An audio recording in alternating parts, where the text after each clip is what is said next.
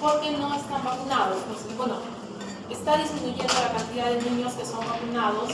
Y hablamos del virus sincicial respiratorio. El virus sincicial respiratorio, jóvenes, no tiene vacuna, entonces ese sí va a ser frecuente todavía. ¿Listo?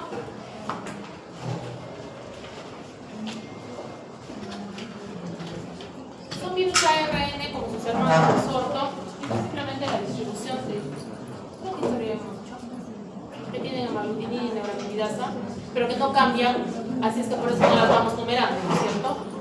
Sí, eso hemos dicho que su estructura antigénica es estable, por eso el virus para influenza 1 y 3 tienen vacuna.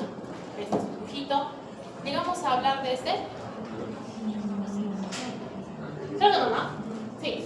Entonces, tienen afinidad por el epitelio respiratorio y por lo tanto, cuando uno se contagia, va a generar inmunoglobulina A, lo que va a hacer que sea frecuente en niños pequeños. Ustedes con parainfluenza ya poco probable. O sea, si ya lo han pasado, eso va a ir muy bien. Eso sí va a aparecer por todo lado. Jóvenes, ¿aprendimos que era CRUP? Muy bien, entonces, CRUP es laringotraqueobronquitis. Comprenderán, jóvenes, que eso está bien feo. ¿Por qué? La laringe de los niños es muy blandita, entonces cuando se inflama se dematiza y el niño comienza a respirar de manera muy rarita, ¿no es cierto? ¿Sí que hice la respiración de CRUP? Sí que no, ¿no es cierto? Sobrevivimos a eso. Vamos hasta la...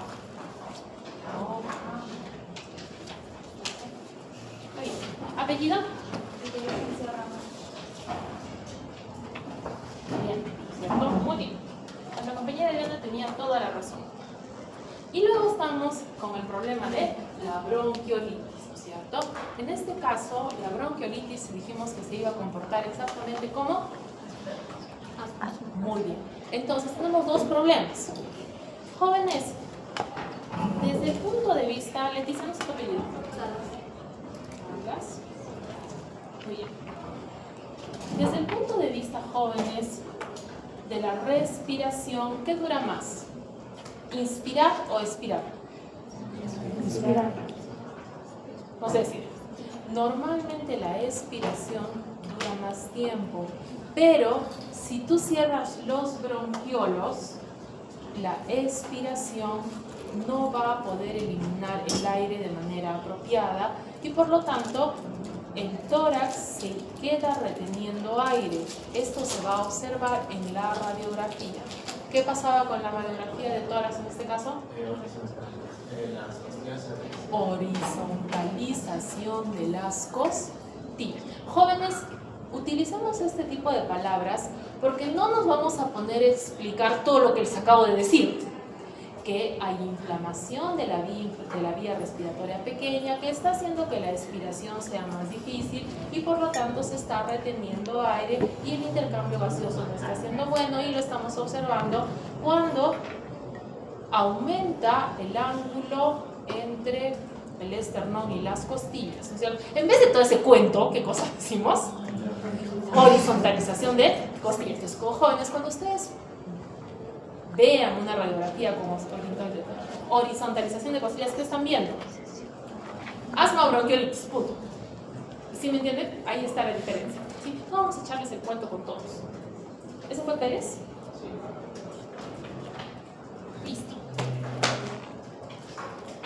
En este caso, vamos a hacer la detección buscando el antígeno y para el tratamiento no tenemos algo específico, no tenemos algo que yo le pueda dar y se va a mejorar, sino que si alguien conoce a un pacientito que tiene asma, tiene unos equipitos así chiquitos que generan vapor. Eso para los pacientitos con asma es para distribuir el medicamento en el pulmoncito, pero puedes colocar agüita normal o suero fisiológico y se va a generar un vapor frío. Esto va a ayudar a desinflamar la laringe. Entonces el niño va a respirar mejor. ¿Por qué es importante saber eso?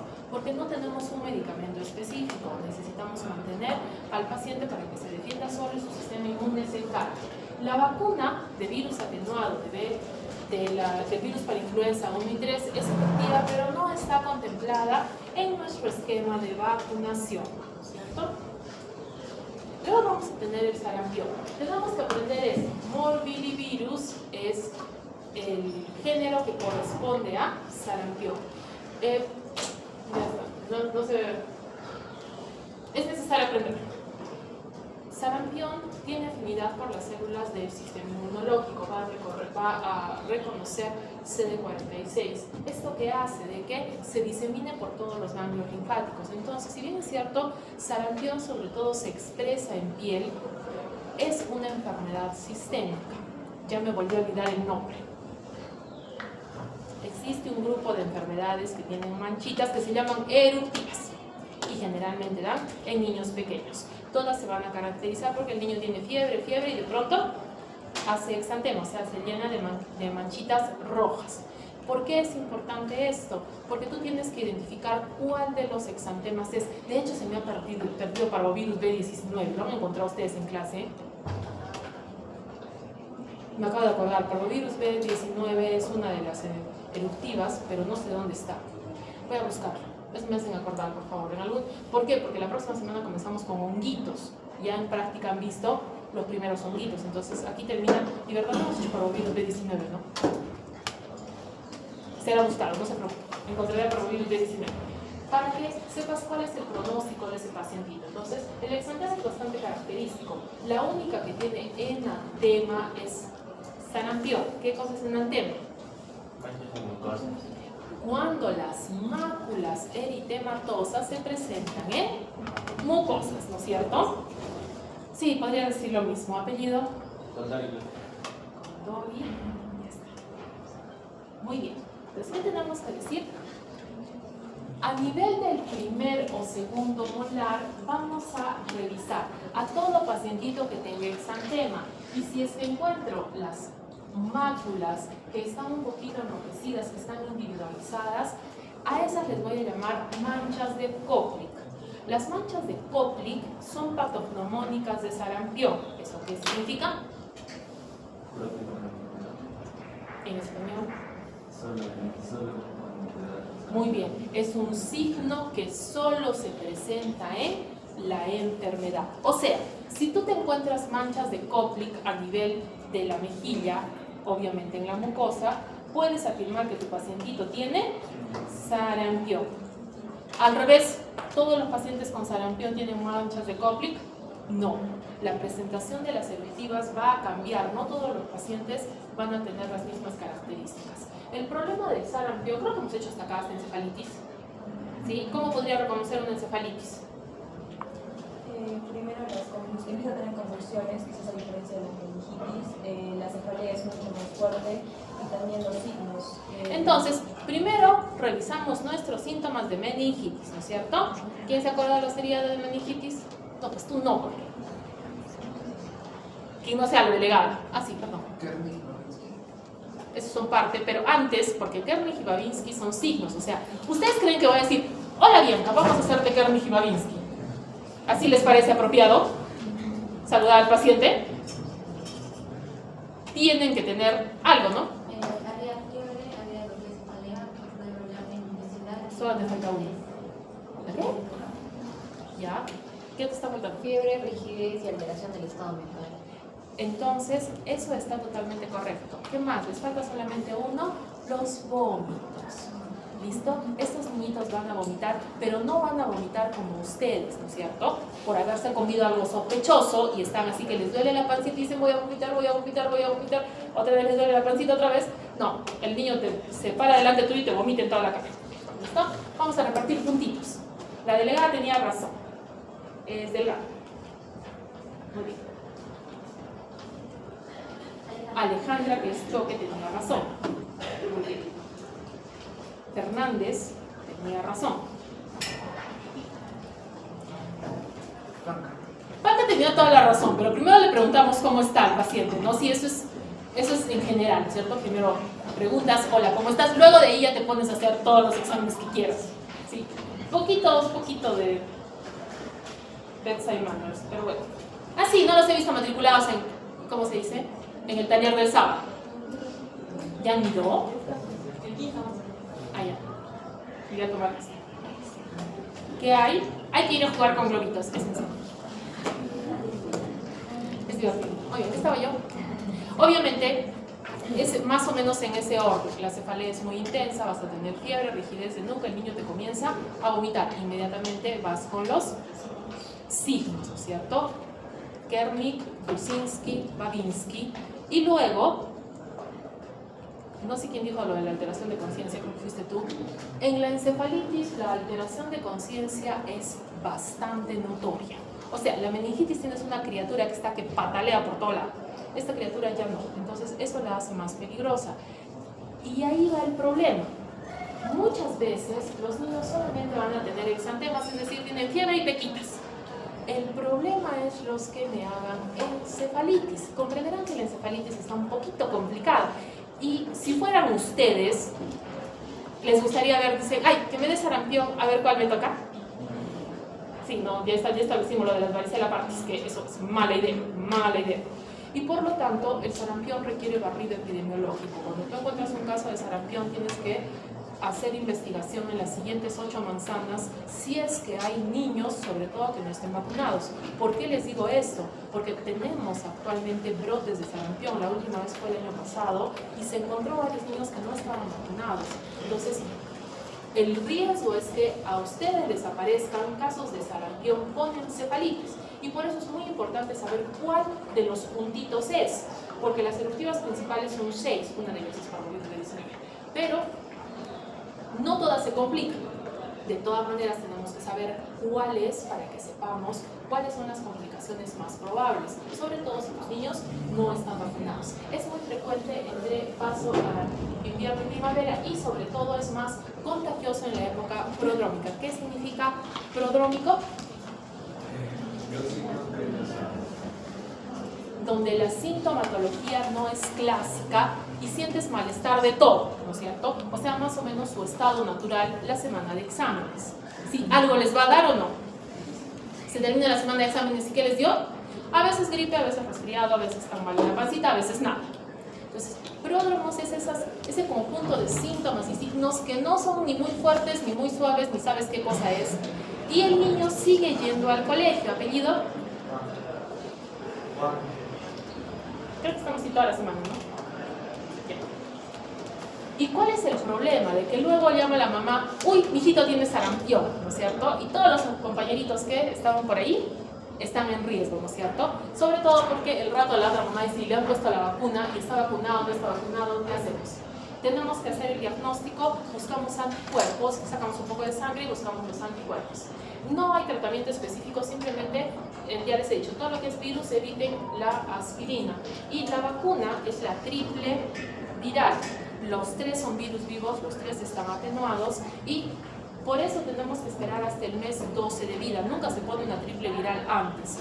Pero si el niño está resfriado o por cualquier otra cosa, se puede postergar hasta que tenga 15 meses para poder completar el esquema de vacunación. Sí, yo creo que ya es momento de tomar la asistencia, ¿no es cierto? Muy bien.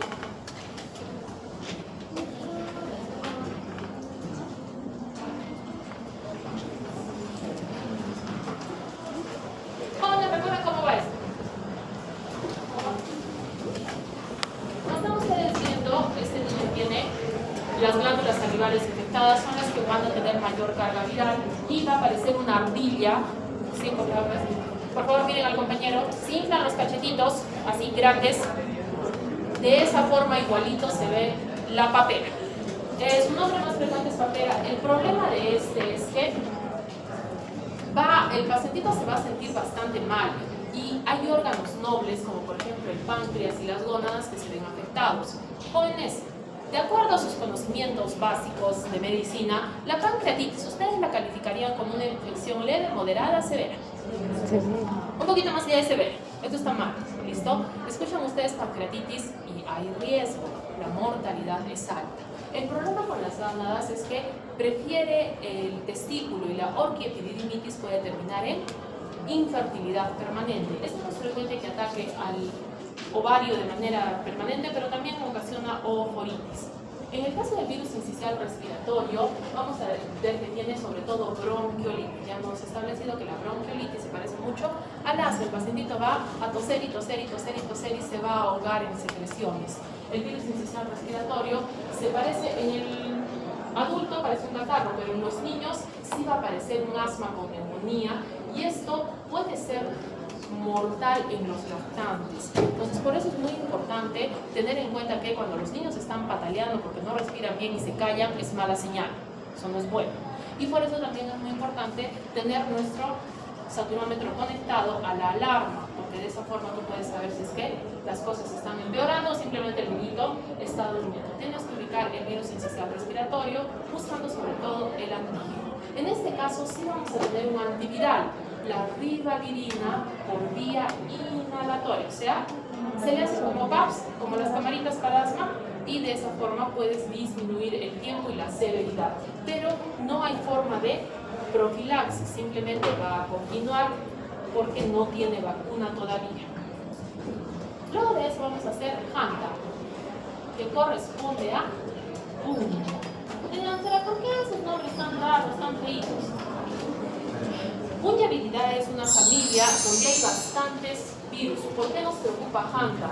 Hanta dio un brote aproximadamente entre 2001 a 2003 y como tiene una neumonía bien feíta, dijimos, aquí se arruinó todo.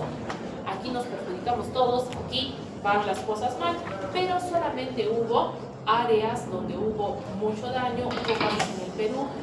El virus es un virus ARN que tratamos de establecer sus segmentos y cuáles son, sobre todo para investigación y comparación con el siguiente virus que nos causa problemas. Este es un ARN monocatenario que se va a reproducir en el citoplasma. Eso significa que la mantiene la celulita viva y va saliendo poquito a poquito. En este caso tenemos la intervención de un vector, Aedes triseriatus, tenemos en el país. ¿Y quién es responsable de estos? Es los roedores. Los roedores tienen el virus y nosotros también tenemos al mosquito. Entonces, ¿qué va a pasar? En el momento que se produce la picadura van a ir por los macrófagos o monocitos de manera directa al sistema retículo endotelial. En el retículo endotelial es donde va a haber una gran proliferación y es por eso que este virus va a ocasionarme problemas serios. Luego se va a producir una epidemia secundaria y va a ir a órganos nobles como el cerebro o el hígado, pero el que más frecuentemente se afecta es el pulmoncito. Cuando estamos en la replicación primaria, vamos a tener que el sistema inmune se defiende mediante el interferón. Ya hemos establecido que el interferón es la forma en que el sistema inmune va a estimular a que las celulitas sean destruidas, pero además eso me va a dar una gran sintomatología. Por eso es muy importante reconocer la gripe. El resfriado es una cosa. Y cuando tenemos sintomatología de gripe, tenemos que comenzar a pensar en cosas peligrosas. Hemos dicho que la fiebre, la cefalea, el cansancio, el dolor muscular y también pueden aparecer síntomas gastrointestinales como vómitos o que el estómago se suelte y entonces ahí sí estamos frente a una situación donde está complicado. Entonces, el virus se va a mantener por diversos roedores. De esos tenemos 2 montones, entonces sí se puede mantener. Ahora, puede tener otros tipos de vectores, aquí no es completamente exclusivo, y entonces sí podría volver a aparecer. Las manifestaciones más frecuentes son las respiratorias y las más graves son las hemorrágicas. Que uno tenga u otro no tiene algún tipo de indicación, sino simplemente tienes que ver cómo es el paciente y cómo va evolucionando. Para hantavirus tenemos bastantes variaciones y como vemos lo que principalmente da es el síndrome pulmonar por hantavirus que ahorita vamos a reconocer.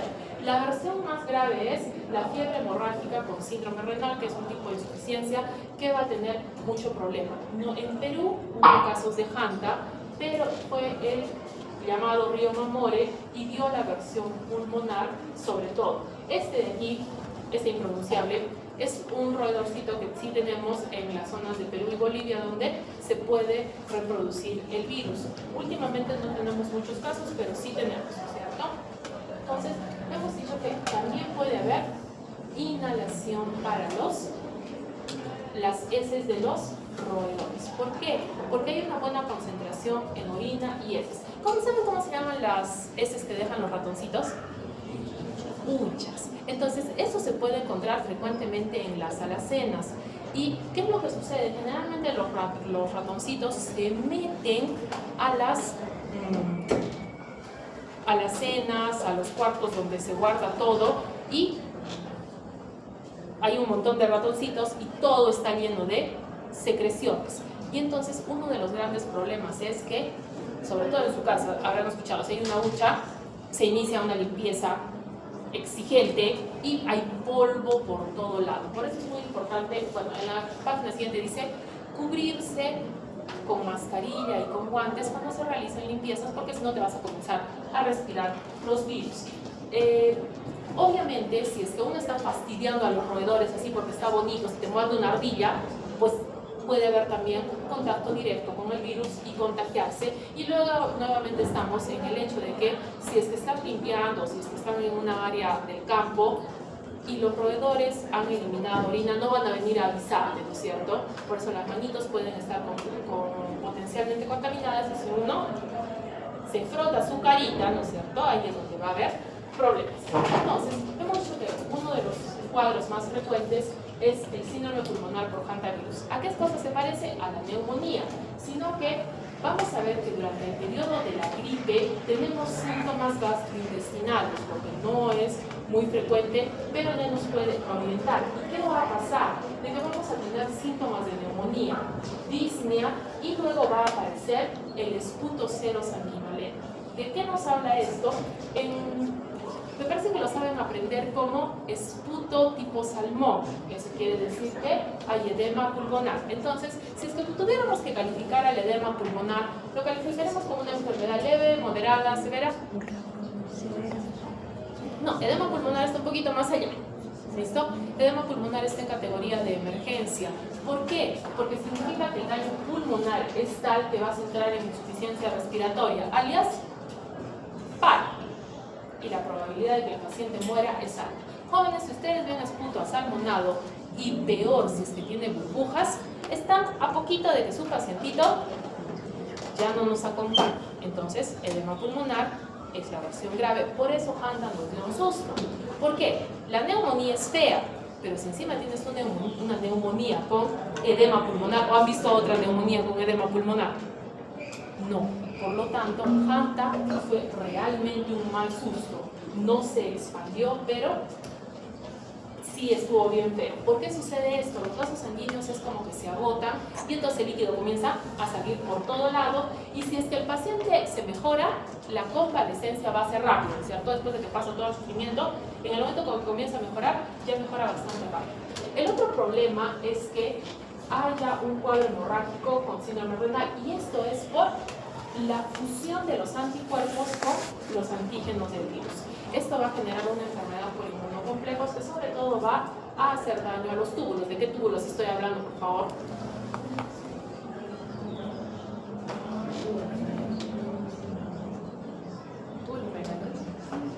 Del contorneado, del recto, estamos hablando del riñoncito. Entonces, los túbulos jóvenes son parte del riñoncito. El problema es que eso es la parte más importante.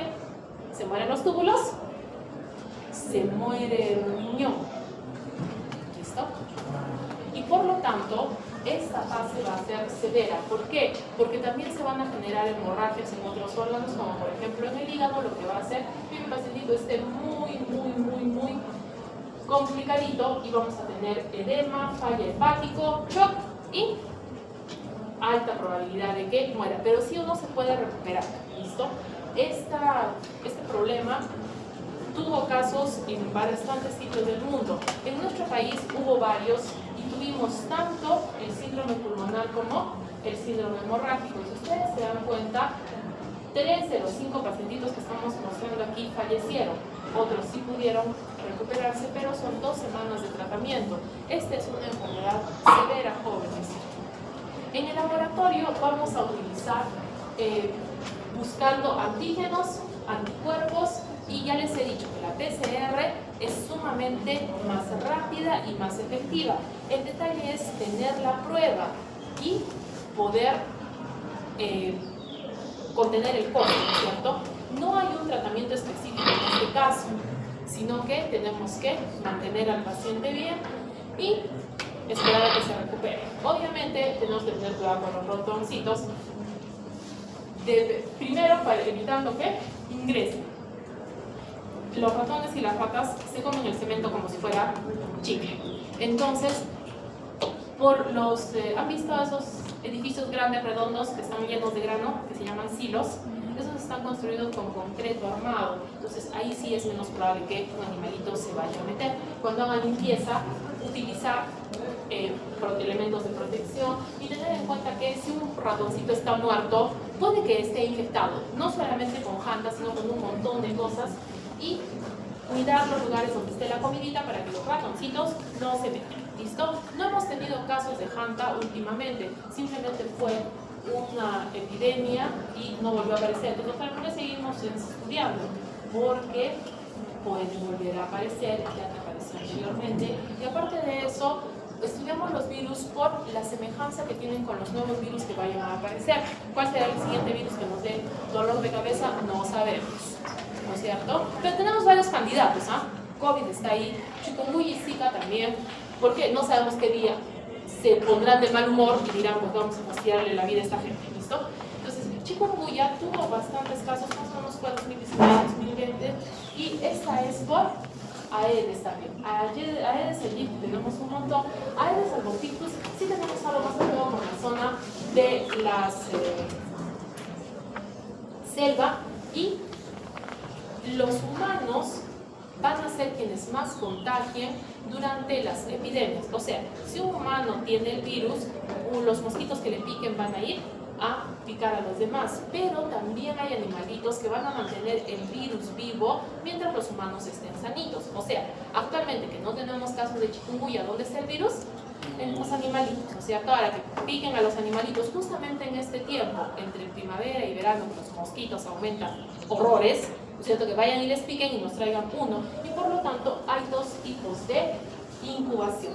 Cuando el bichito pica, va a llevarse al virus y allí se va a producir una reproducción rápida que va a ser la incubación extrínseca, es decir, el virus va a incrementar dentro del bichito. Entonces luego va a ir a picar a un ser humano, y aquí, antes de que se produzca una sintomatología clara, voy a tener un periodo de incubación intrínseco donde nuevamente hay reproducción del virus, y por lo tanto ese pacientito de allá va a ser un riesgo para los demás, porque entre más le piquen, más riesgos de que les pase, ¿no es cierto?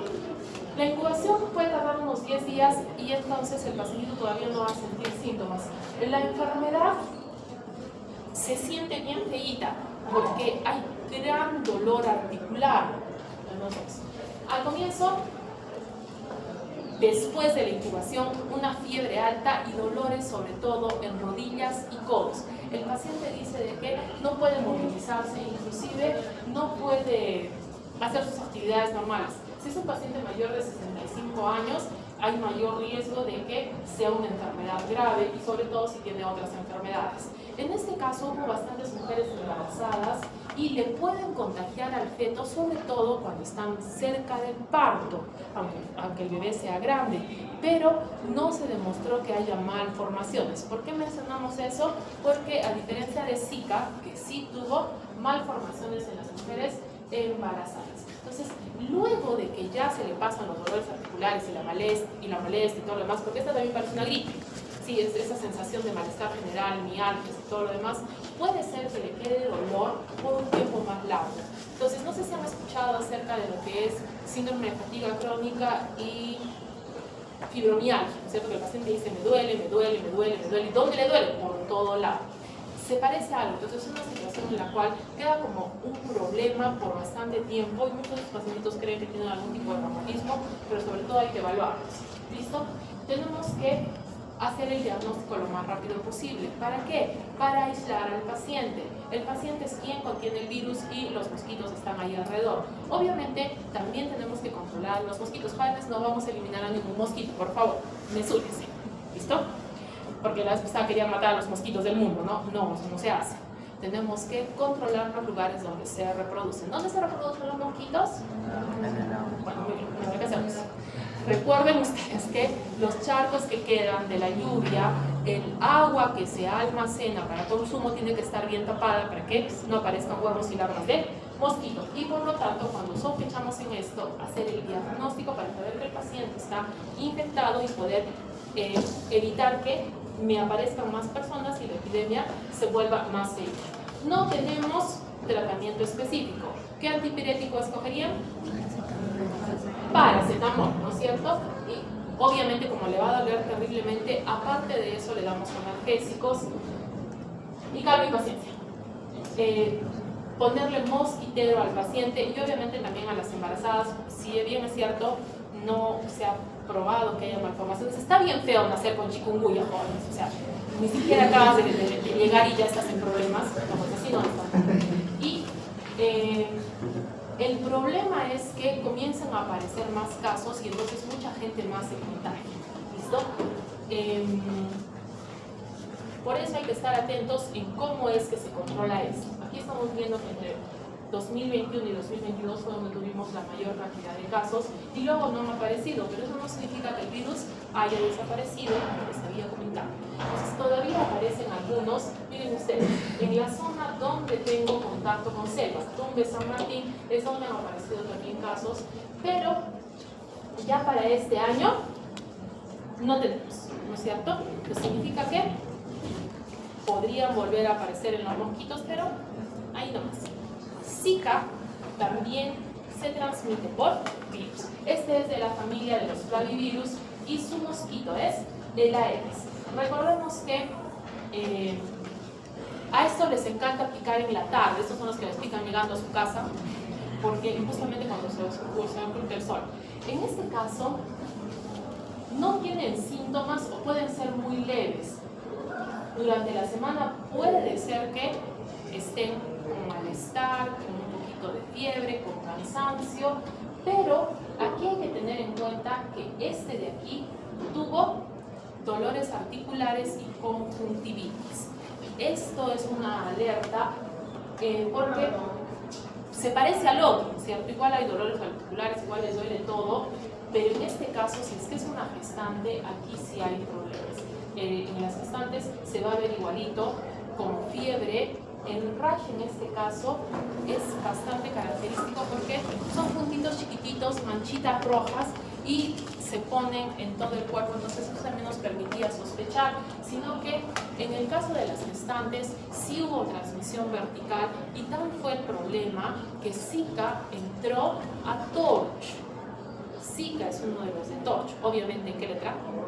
En la O, porque los demás llegaron más antes, ¿no es cierto? Pero se demostraron que había microcefalia. ¿Listo? Cada vez que hay microcefalia tenemos que ver que hay asociación con malformaciones neurológicas. Cuando para un recién nacido la microcefalia está mal. ¿Ustedes deben ser pura cabeza o no? Y en el caso de Zika sí tuvimos. Otro de los problemas que tuvo Zika es que también va a tener esta sensación como de reumatismo, como de que hay dolores articulares que van a durar bastante tiempo y vendrían a ser como enfermedades autoinmunitarias. En la fase aguda tenemos la presencia del síndrome de Guillain-Barré. Tú no puedes hablar.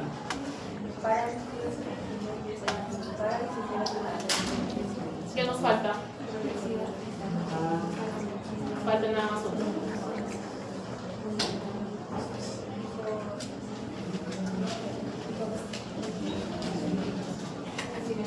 Entonces, en Guillain-Barré tenemos parálisis métrica ascendente a reflex, ¿no es cierto? Sí, al comienzo comienzas con hiporreflexia, porque no vamos a esperar pues que el paciente llegue paralizado, ¿no? De preferencia lo salvamos un poquito antes, ¿sí? Muy bien. La niña Karen, ¿cómo te mira?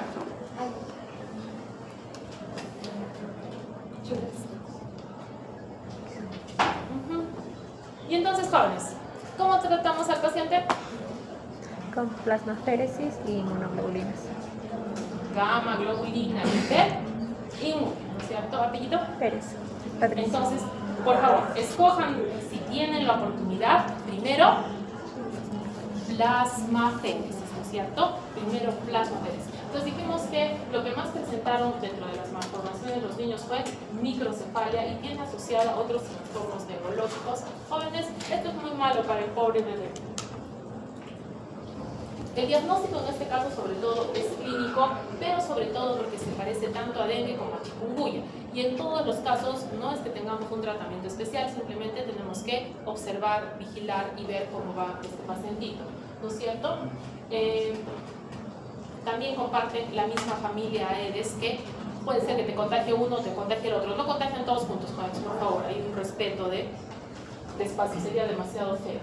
Es muy importante tener en cuenta las zonas endémicas porque hemos dicho que se puede presentar como una gripe y simplemente lo que te ayuda son los dolores articulares que son bien feos y la presencia de los puntitos rojos. Entonces ahí es donde te puedes ir. Se puede hacer tanto en prueba de sangre como de orina, depende de lo que tengas, porque recuerden ustedes que si tengo estas infecciones, puede ser que estemos frente a lo que es un brote o una epidemia. No tenemos vacuna, no tenemos tratamiento específico, simplemente tenemos que decirle al pacientito que repose. Si es que el paciente no tiene oportunidad de reposar, hay mayor probabilidad de que los dolores articulares se mantengan por mayor tiempo y obviamente ahí debería decir acetaminofén, ¿no es cierto? Solo es solo una P, nada más. Ahora, nosotros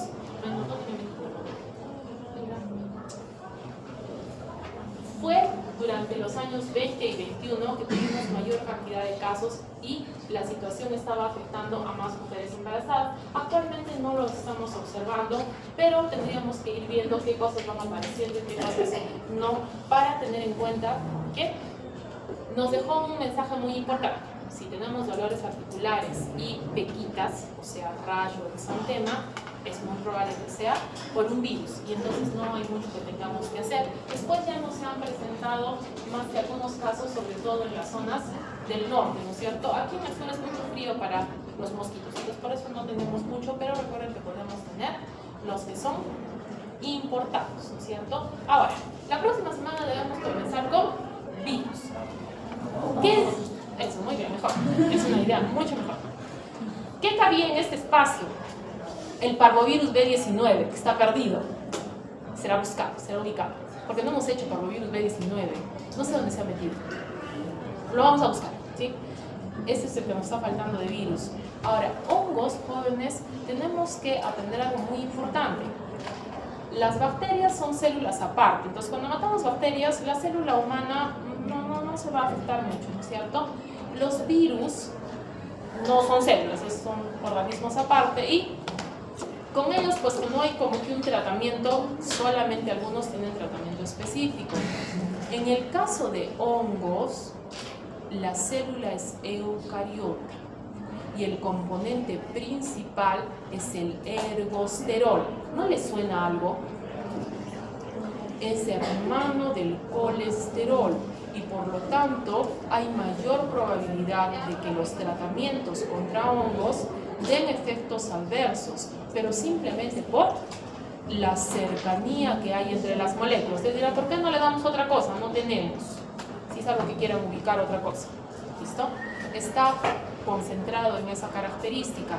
Y aparte de eso, los honguitos hacen espora. La forma de la espora te va a permitir reconocer al honguito. No es la misma espora bacteriana, pero conserva sus características.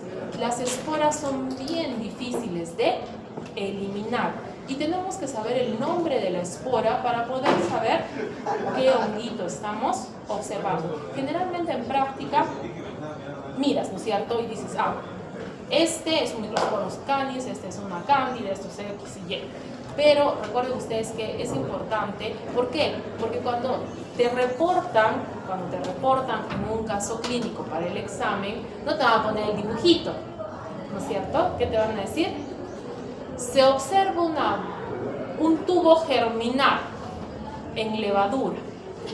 Eso es Candida albicans de ley. Se observa una macroconidia con solamente 4 divisiones, ese es canis. Se observa un esporangio. ¿Se han visto el esporangio? visto al esporangio? Bueno, entonces un esporangio ¿de quién es? De la familia Mucor y de la familia Mucorales, y sus componentes son Rhizopus y Mucor, ¿sí? Entonces, a ver, momentito, ¿me tengo que aprender el dibujito? Sí. ¿Me tengo que aprender el nombre? Sí, porque en el examen práctico vienen los dibujitos y tú me pones el nombre. En el teórico vienen los nombres, tú te imaginas el dibujito y pones el hongo, ¿no es cierto? Súper divertido, súper divertido. Muy bien, jóvenes, entonces, ¿qué es lo que nos falta? Buscar a parvovirus B19. ¿Y dónde está? ¿Listo? Es una de las exámenes. Yo creo que deben ser libres. ¿El lunes hay examen? Muy bien, lleguen temprano.